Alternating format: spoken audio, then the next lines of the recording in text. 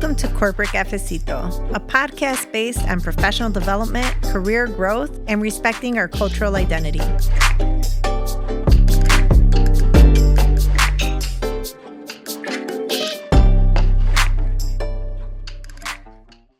Welcome back to Corporate Cafecito. Yo soy Nayeli Suarez Gas. Y yo soy Carlos Butler Vale. All right. So new year, new you.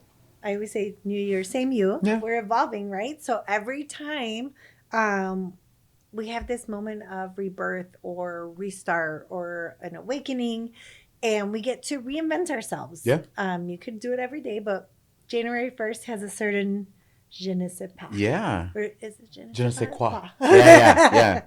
Like that's French for I don't know what. Yes. So we do Spanish, we do English, and we do French. Yeah. That's it. Let's go. Did you know, and you probably did, but January is when the majority of interviews are booked. And in terms of the 12 months of the year, February are when the majority of job offers go out. That makes a lot of sense to me, Right. because I think a lot of the budgeting process obviously goes through kind of the end of the year. They're closing out their books. They're doing their final earnings. And then obviously they're realizing kind of, even though they have a general sense of what they want to do from a budgeting perspective, that they have better numbers. And I remember I used to always try to use my budget earlier on, particularly if it was headcount. The earlier the better, because you want to secure that money when you have a chance. So that makes perfect sense to me. So if you have started out this year, one of your New Year's resolutions is to find a new job. Like you need to start right now. Yeah. And getting your resume in order and reaching out to your network. You know, we talked about in the internship episode about like Indeed, and we talked about like LinkedIn. But how do you get noticed? I'm going to say, having led recruitment in the past. That's why I asked. Yeah, there are too many applicants that, for positions that are even available. And, some of those folks will just apply to just about anything. And some of those are people who obviously really do want to, get that job. And in some cases, you've got even bots potentially competing. What? Yeah. Oh, yeah. There's all kinds of stuff. And there's funky things that people can do to take some of the words that are on the actual job description and put them in white letters. And they do this. It's a whole fascinating topic of trying to figure out, because, so much technology is being leveraged now to be able to sift through resumes. The ATPs? The people are trying to find ways. It's the ATS. ATS. Yeah, the applicant tracking system. Okay. So people are figuring out a way to kind of game this. And so it can be a challenge. It's a challenge for recruiters. It's a challenge for job applicants, right? And every single team that I've ever worked on or worked with, whether it was DI work or leading this, the one thing that they would always talk about is the volume. And so when you're thinking about, just getting noticed, I think there's a few things. And some of it depends on where you are in your career trajectory. So we can talk about that, I think, a little bit too. What may be probably good for someone who is an executive may not necessarily be something that would be relevant probably for someone who's early stages in their career. But let's start somewhere, right? So you are a mid-career person that is looking. Mid-career is like 8 to 15 years? 8 to 12, 15 12, years. Okay. You've got some good experience under your belt. You've probably led people. Maybe you haven't necessarily led people in the past, but you've done other things like be a part of an employee resource group or something along those lines that has given you some of that. I always tell people to mentor. If you do not have a team to lead, become a mentor to someone. That's great. Yeah. That way you could have that on your resume. Yeah, absolutely. A great way to do that is to stand out on LinkedIn as a starting point. you start to build your brand, or at least you can continue to work through your brand Mm-hmm. through your posts. Sometimes you can get noticed by things that you share that other people are posting, and Yes. that gives people a good indication of like, okay, well, who have you got on your network? What are the things that you're thinking about? You could write about projects, you can put website links on there, and so Mm-hmm. it's your virtual portfolio. And I do think that more often than not, um, when recruiters are going out and they're whether regardless of where they find you, they're going to go and look on your LinkedIn profile. Oh, 100%. Yeah, and so There was this funny meme the other day, and it said, "Did you know detectives make $200,000 a year? And all this time I've been doing it for free." Because yeah, that's the first thing we do, right? yeah, You scour social media. you do absolutely, and so I think that's just a good way. I don't know if detectives make two hundred Well, thousand, I but don't. but Yeah. it was the meme. Yeah. Well, but it's a great way, and also, by the way, a really good reminder that you got to be thoughtful about the things that you post and the things that you Hmm. share.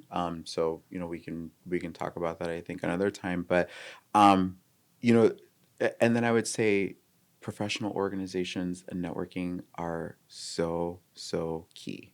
So when I got we've talked in a previous episode about making the jump when I moved here from Washington, D.C. I got that job through someone that I knew. They didn't gift me the job, but what they did is they gave my resume to one of the recruiters and said, I think this person would be great. If you want to reach out to them, great. If not, that's fine too. Okay. So I'm always about leveraging your network. Yeah. Like that's why you build your network. Your network is supposed to help you. Mm-hmm. It feels good to help someone else in Yeah. our Yeah, networks. absolutely. And I think a lot of times people don't want to leverage their network because they're like, well, no quiero molestar, See. and I know they're busy. And first, I think everyone has like employee referral programs. Yes. So they're going to get money too for bringing you into the Mm-hmm. company.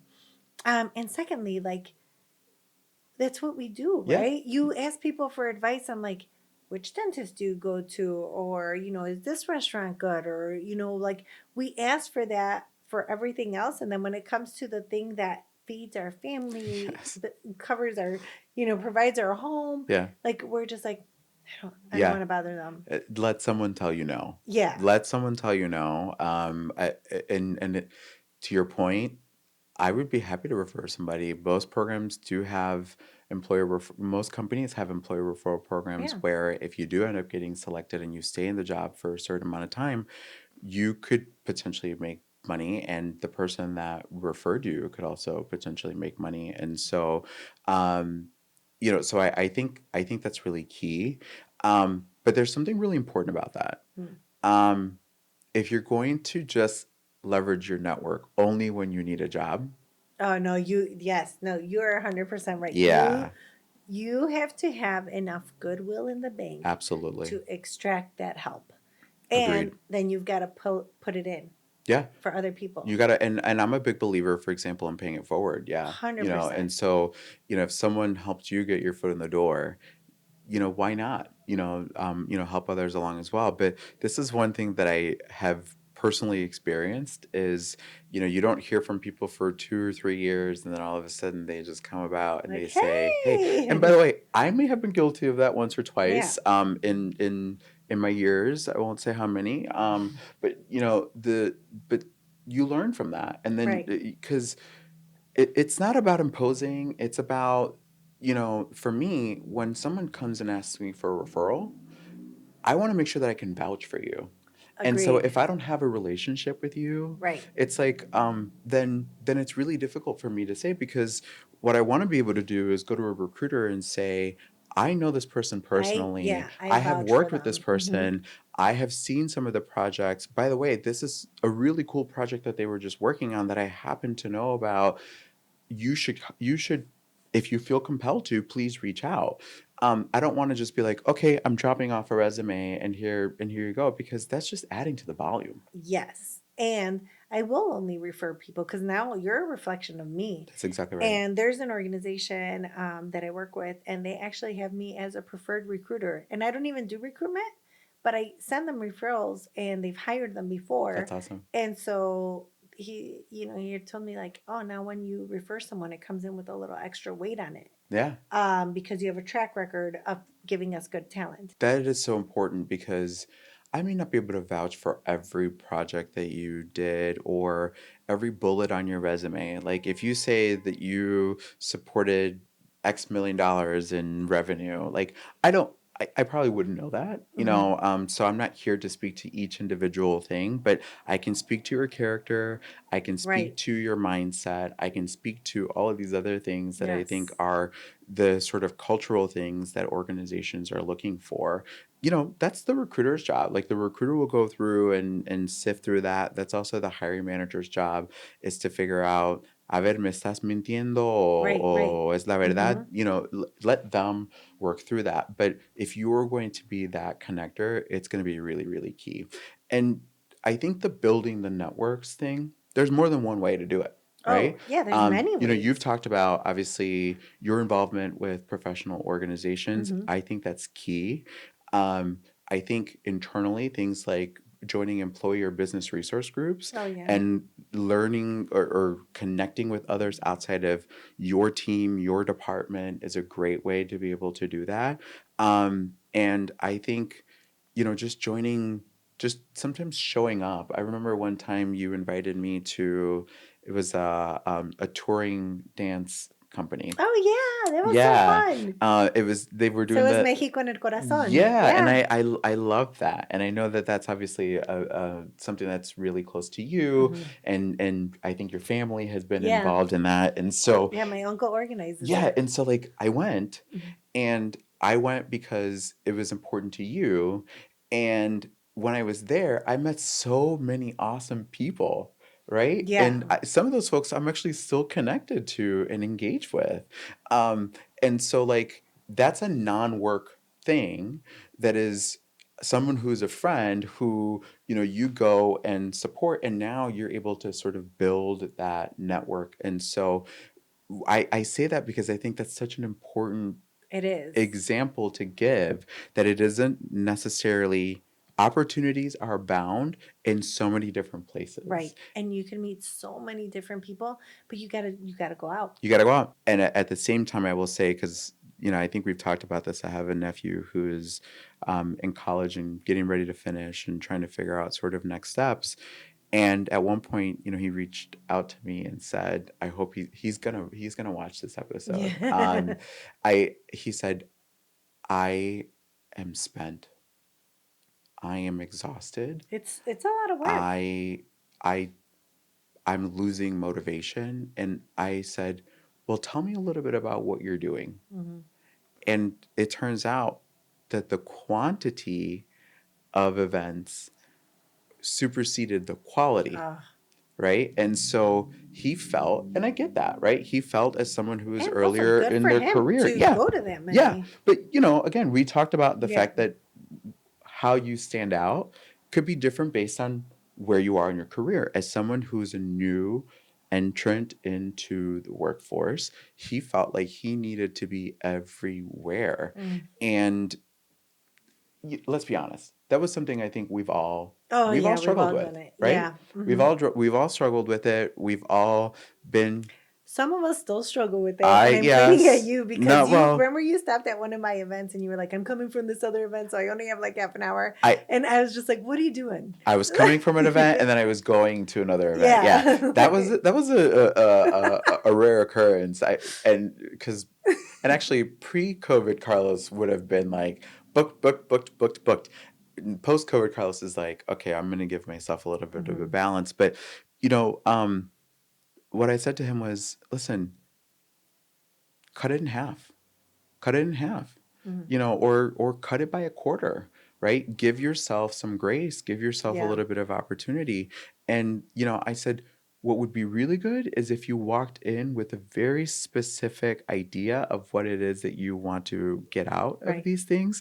And if you're realizing that you're not getting out of these events with having accomplished that, then that's one more event that you That can you put don't in the have to no go pile. to. Yeah. Right. Yeah. Yeah. And so, so I think that's a really good piece of advice for people who are sort of earlier in their careers. I'm going to add to people who are earlier on in your careers, like sign up for stuff. Yeah. Like, take that special job or Yep. take that special project and be like, you know what, I can do this, or I can. I remember, Carlos, in my 20s, like, I signed up for everything. What do you need me to do? Lead the ERG? Cool. Lead this? Cool. Join this project? Oh, we need feedback for this. Yep. I would sign up for everything. And I made it a point. I was like, I am going to give 100% to each one of these projects because I am building my brand. Yeah. And I don't really advertise my services, um, but I get hired by the people who have seen my work since I was 21. That's awesome. And like right now, a couple of my projects are people I worked with. I haven't talked to them in like 15 years. Yeah. But they remembered how I worked. They knew how I worked, and they needed someone to come in with that skill set. That's really great. And so when you're building that network, we're playing the long game. Yes. You know, it's not like here are the people I'm going to be drinking martinis with, and then here's the people I go golfing with, and here's the people I do this. It's like, no, these are the people that I know. They've relied on me for stuff. I Mm-hmm. delivered, and they're going to rely on me again. And Yeah. all of them go to different companies. And so now my network is more spread out. It's in Absolutely. more places. I call it the compounding effect, right? And so you want these things, especially as we're talking about your next career or, you know, your next role within your same organization, or maybe you decide that you want to be an entrepreneur or whatever it Mm-hmm. is. No matter what, your Yeah. network is going to be really, really crucial. And if you do it right, it will compound on its own. Yeah. You know, it's the compounding interest, right? And it'll just keep sort of building and building and building and building.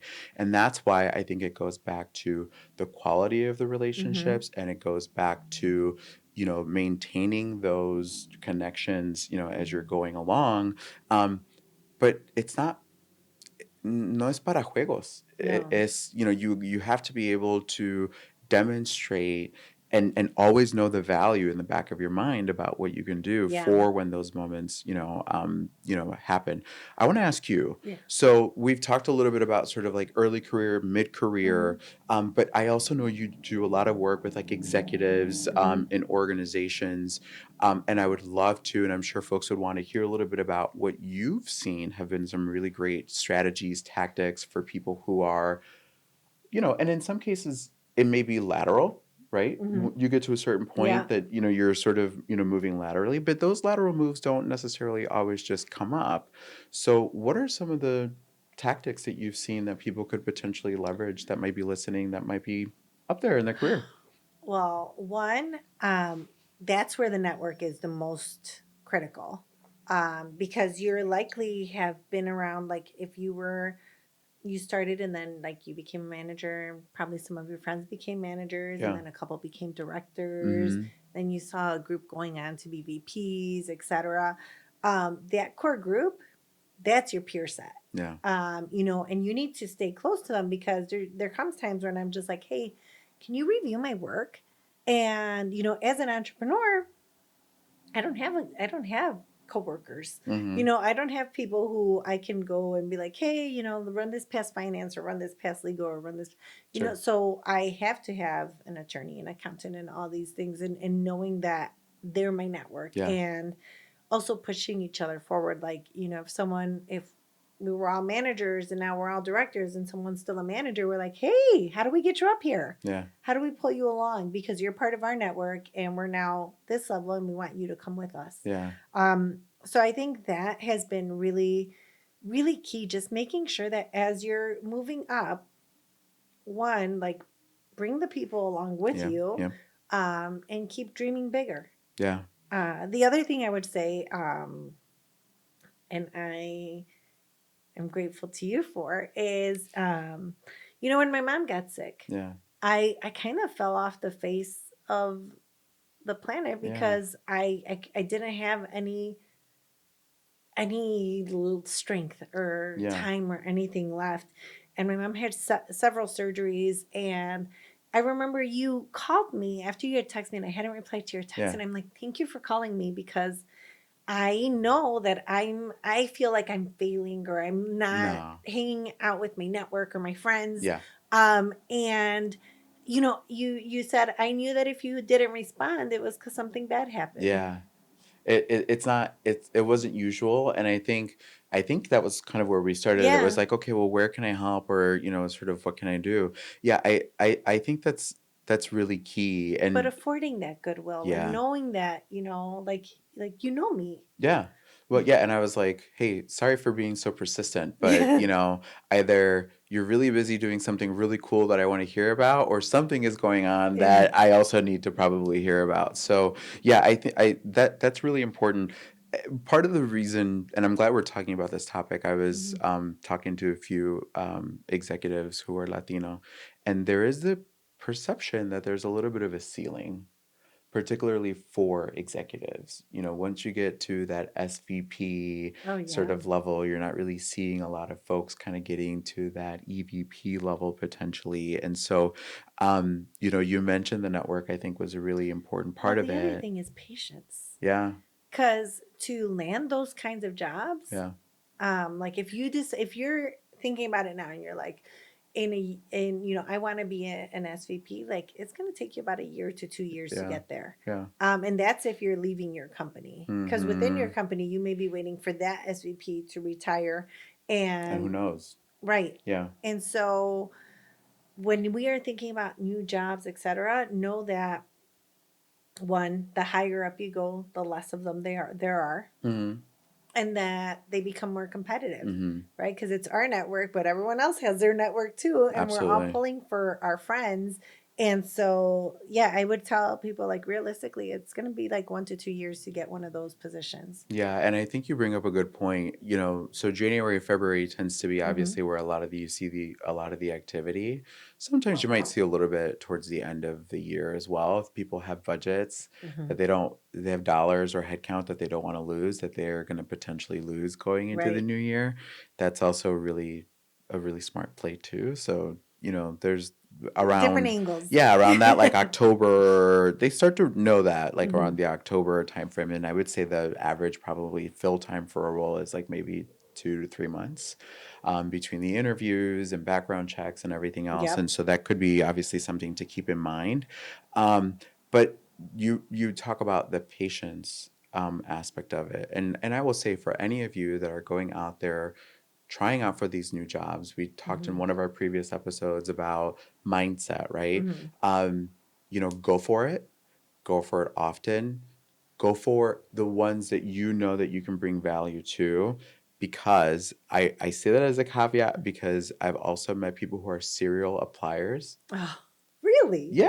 Oh, Oh, absolutely. I never knew Like, that was a oh my thing. gosh, there are people who What? literally apply to just every role possible because they want to grow so badly, Mm-hmm. or in some cases, they want to leave their situation so badly, even if it's within the same company. Let's say they want to go on a Mm. different team or whatever it is, that they will just apply to everything. They were And like, so here you comes go, Carlos yeah. And so, oh my again. gosh, here's Carlos again. How many jobs has he applied for in the last Yeah, year all of internally? them. 19. Yeah. Wow. And so think about Yeah, be think about specific. that, Yeah. right? Be specific, but have that patience.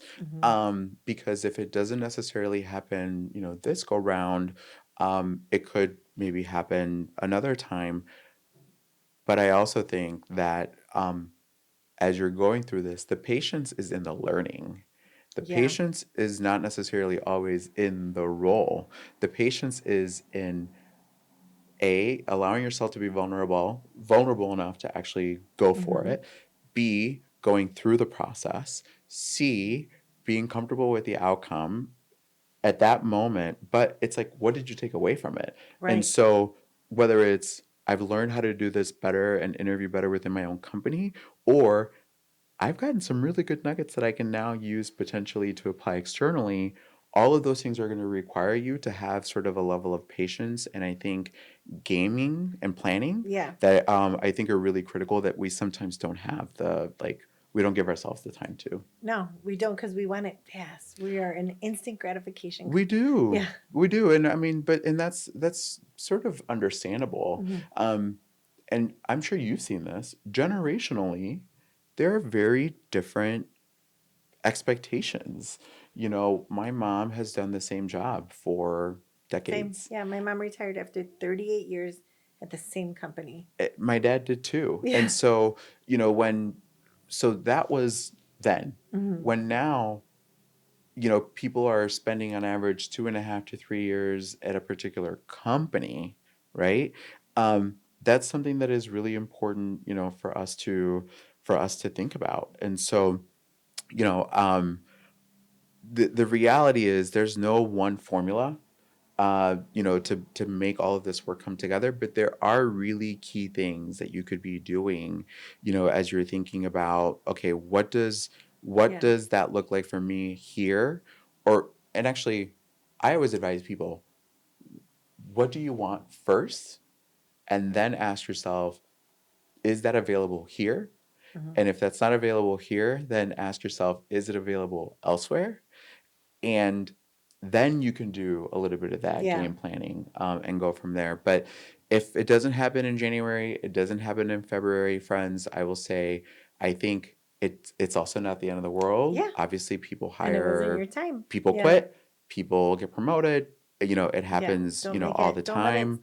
stop you from trying. Yeah, but I think a good message, is leverage the fact that you have an opportunity in January, Hmm. February, and then Yeah. figure out how you go from there. And also, as you're leveraging these opportunities or putting yourself out there, um, be sure that you can do the job, Hmm. but don't feel like you have to do 100% of the job going into it. 50% is good enough. That's a very special message, I think, especially for our Latinas, Hmm. Yeah, because women. women in Yeah, general, as you know, don't apply to a job unless they meet. I've actually seen now it's job descriptions that say, we want to hire the best, and that may mean that you don't, like, we're listing out all these qualifications.